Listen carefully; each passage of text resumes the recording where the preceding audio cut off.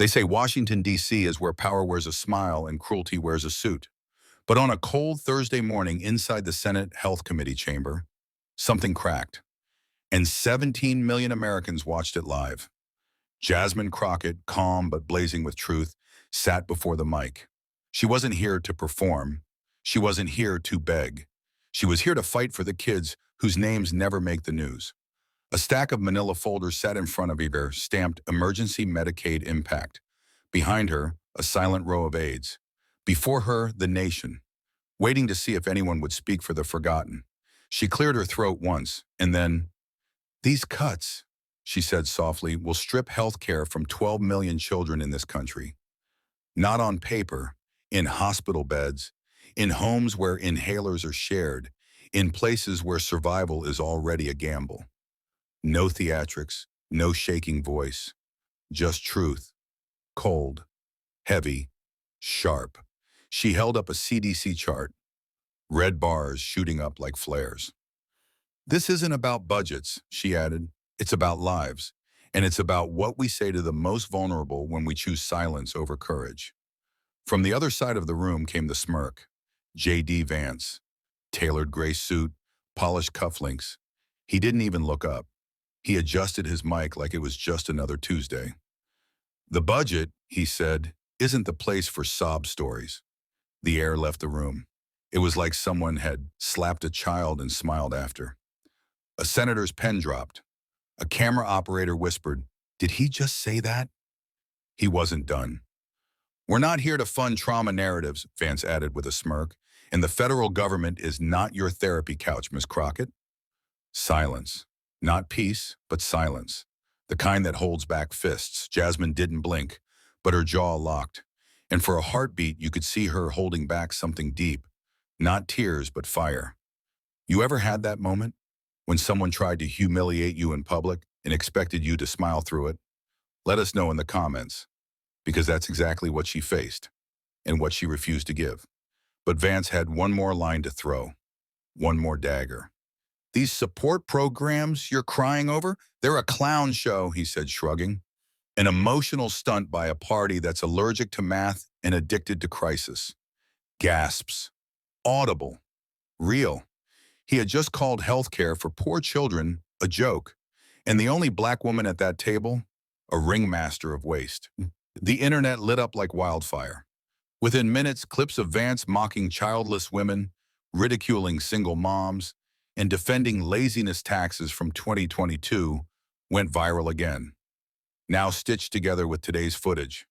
But Jasmine, she didn't get up. She didn't walk out. She turned the page, a new document, thicker, angrier, from the Urban Institute. "This report," she said, "projects that over 12 million children will lose health insurance if this budget passes." She looked straight at the senators from Mississippi, West Virginia, Arkansas, places drowning in child poverty. "That's 12 million lives," she repeated. "Collateral damage in a war you pretend is about numbers, when it's really about who you're willing to let disappear." A map of America lit up behind her. The deeper the red, the deeper the suffering. And in that moment, she didn't raise her voice because she didn't have to.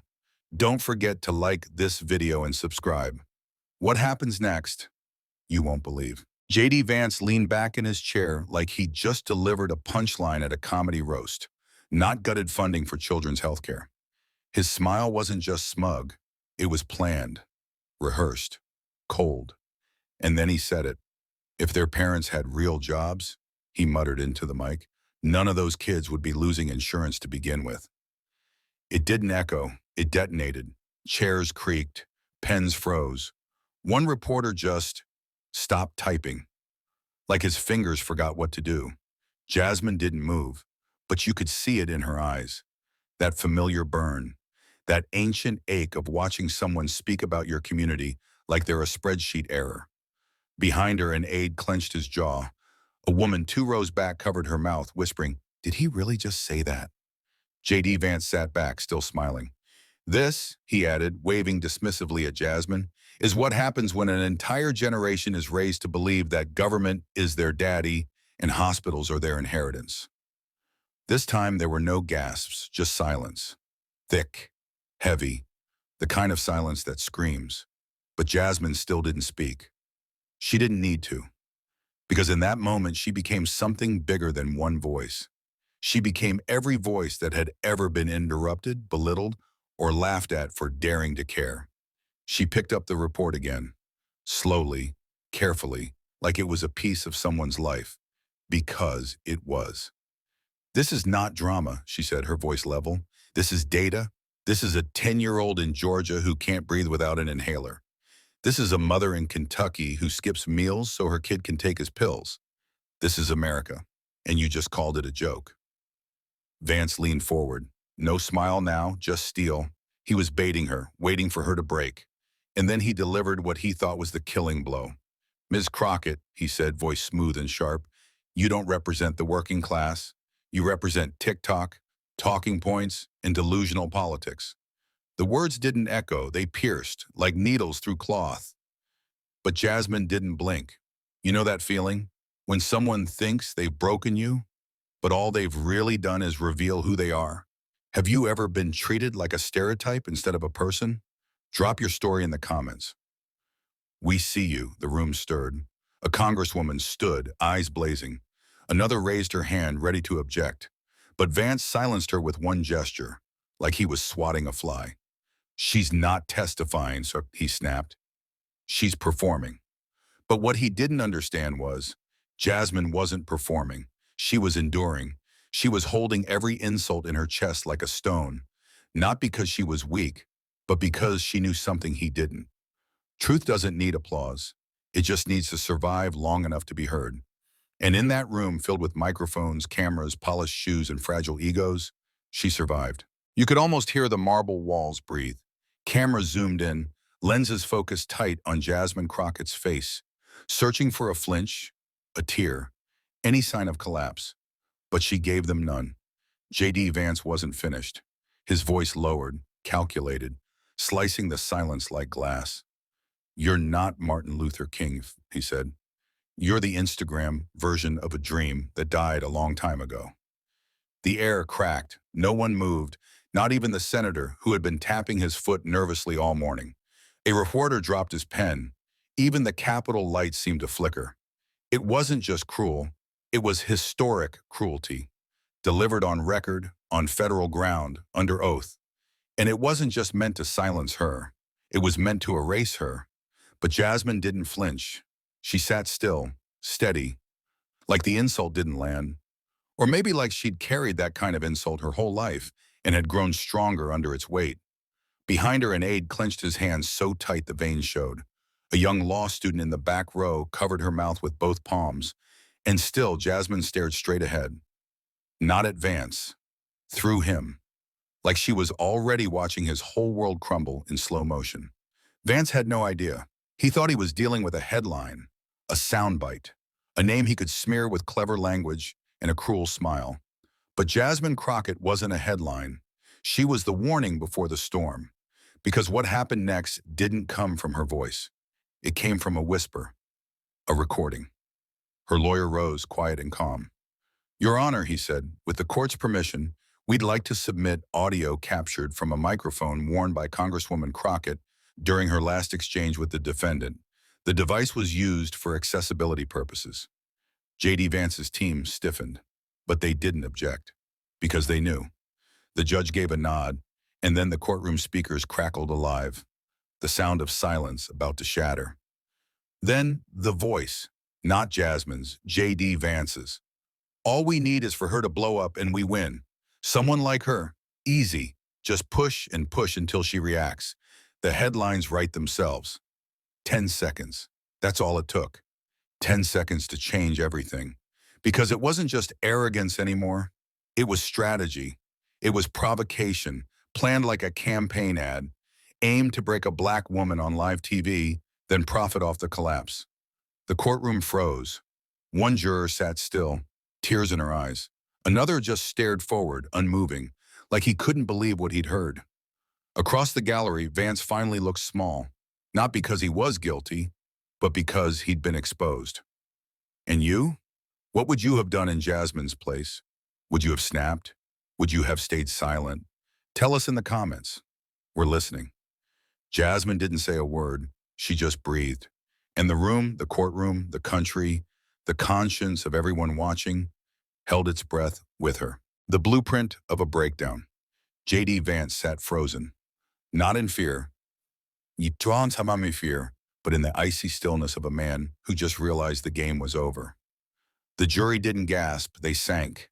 The air in the room changed, not with noise, but with weight. And then Jasmine's lawyer walked to the console again. No drama, no shaking hands, just a single keystroke. A new piece of evidence appeared on the screen. An internal email. Subject line, push buttons hard, make her snap. Sent 3 days before the hearing, reviewed, approved, by a senior staffer on Vance's own team. It wasn't debate, it wasn't disagreement, it was a blueprint for humiliation. Still, Jasmine didn't look at the screen. She didn't have to, because she had lived that sentence. She had worn it before, in meetings, in interviews, on panels where men tried to use her tone against her truth. This wasn't new. It was just finally public. The defense team scrambled. That email doesn't prove intent, Vance's lawyer stammered. This is standard political strategy. But the jury didn't need legal definitions. They saw what it was. A plan to provoke, then destroy. A tactic as old as power itself. And then came the question. Jasmine's lawyer turned to JD Vance on the witness stand. His voice was quiet but sharp as a scalpel. Mr. Vance, he asked, did you ever say in any private meeting, this is our chance to discredit people like her? Silence. JD Vance hesitated. His eyes dropped. His fingers twitched. I don't recall specifically, he finally muttered. And that was it. Not denial, deflection, not innocence, evasion. A woman in the jury folded her arms. A man 2 rows behind her shook his head. In every part of America, on couches, in break rooms, in senior centers with closed captions on, people understood what that meant. They'd heard that line before, from bosses, from senators, from CEOs, and they were done pretending it meant anything but guilt. That's when Jasmine stood. Not loudly, not dramatically, just stood. Because sometimes truth doesn't wait to be invited. It rises. She took 1 step forward, eyes locked on JD Vance, and then she said it. Not for the jury, not for the press, for him. The issue isn't that you forgot, Mr. Vance. It's that you've done this so often you don't even notice anymore. Her voice, iron wrapped in velvet. The impact, immediate.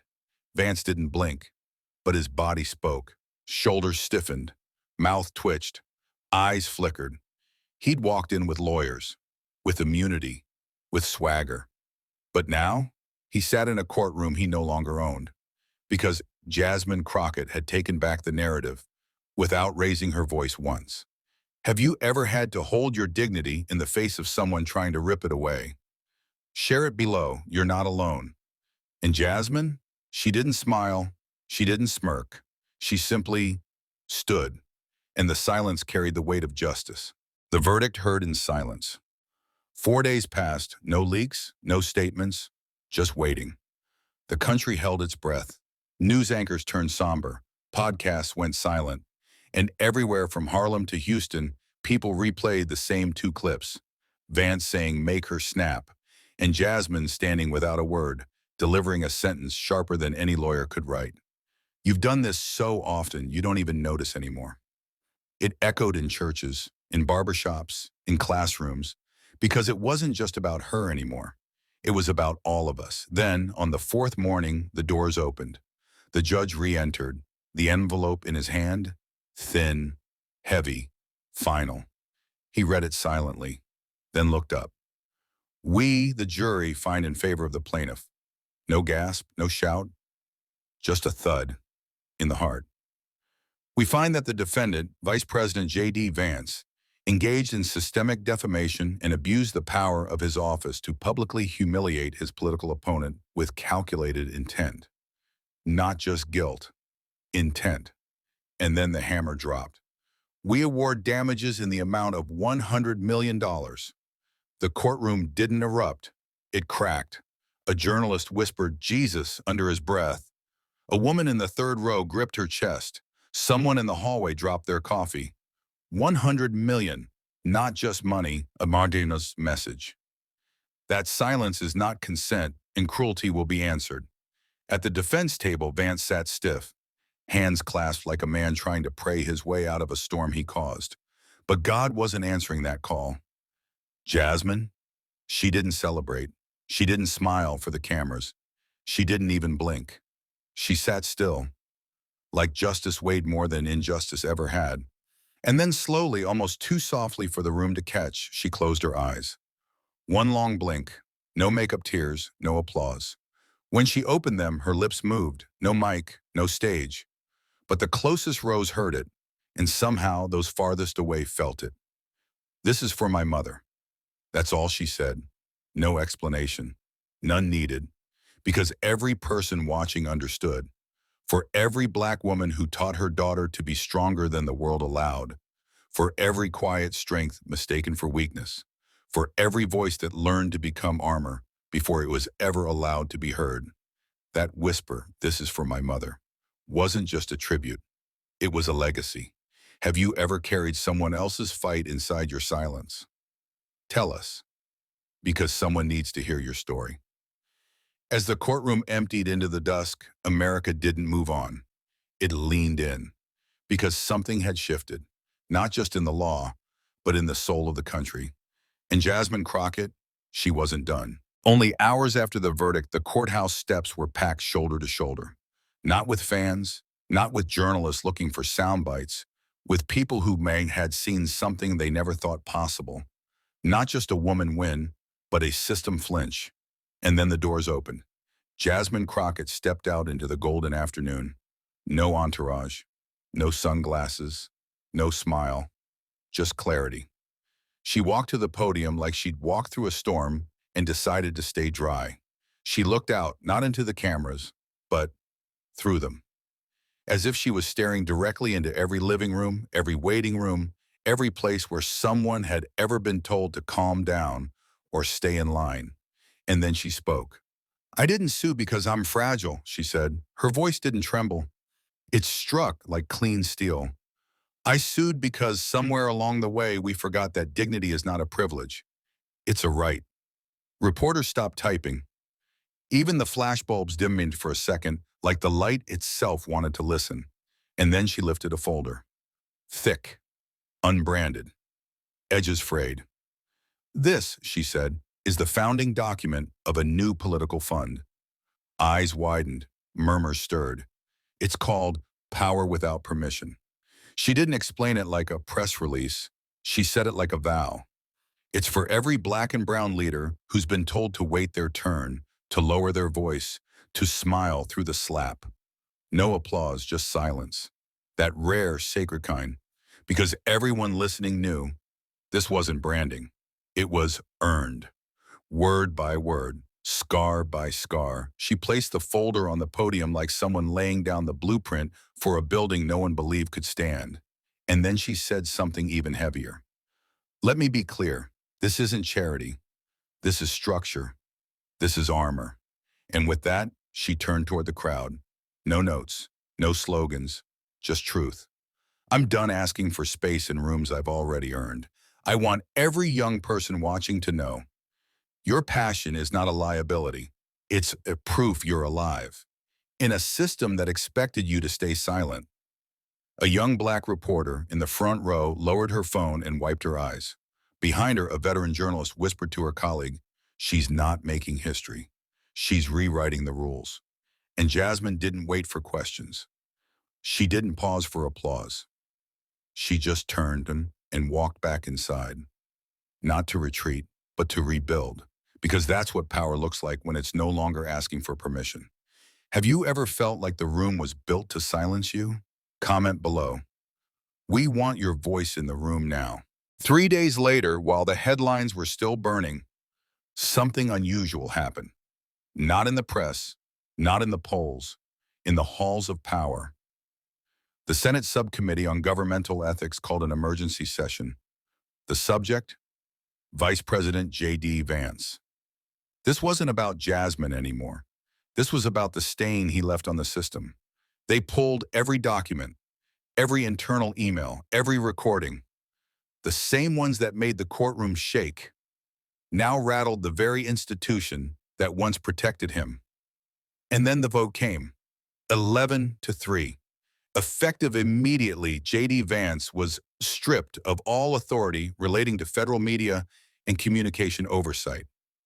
Even members of his own party stepped back. Vance didn't show. His office issued a cold, 14-word statement. No apology, no explanation, just silence. But not the kind Jasmine had used as power. This silence was defeat. And the final blow, it didn't come from the courtroom or the Capitol. It came from a classroom. At a Columbia Law School, a new course appeared in the fall syllabus. Ethics and Power in the 21st Century. The required reading? Crockett versus Vance trial transcripts, federal communications records, a psychological case study titled How Power Disguises Cruelty as Policy. Every class began with a video clip. JD Vance sneering, "Budgeting is no place for sob stories." And every class ended with Jasmine's whisper, "This is for my mother." Outside the legal archives, they etched a quote from the dean. "History isn't just debate. It's the choice to honor dignity when it's being dishonored." Back in D.C., the tone changed. Staffers rewrote memos. Politicians deleted old tweets. Even Vance's former allies stopped returning his calls. He didn't just lose a case. He became a case study. And Jasmine, she didn't gloat. She didn't tour networks. She kept building. Because this was never about vengeance. It was about refusal. Refusal to be erased. Refusal to flinch. Refusal to let another woman walk into a room thinking silence was the price of being heard. This is for my mother. Not a slogan, a legacy, a line passed down like armor. Finally spoken out loud for the world to feel. So when future generations study this moment, they won't remember it as JD Vance's fall. They'll remember it as Jasmine Crockett's rise. Not in noise, in unshakable truth. Because power doesn't belong to those who shout the loudest. It belongs to those who refuse to be silenced. If this story moved you even a little, watch the next video. We're just getting started.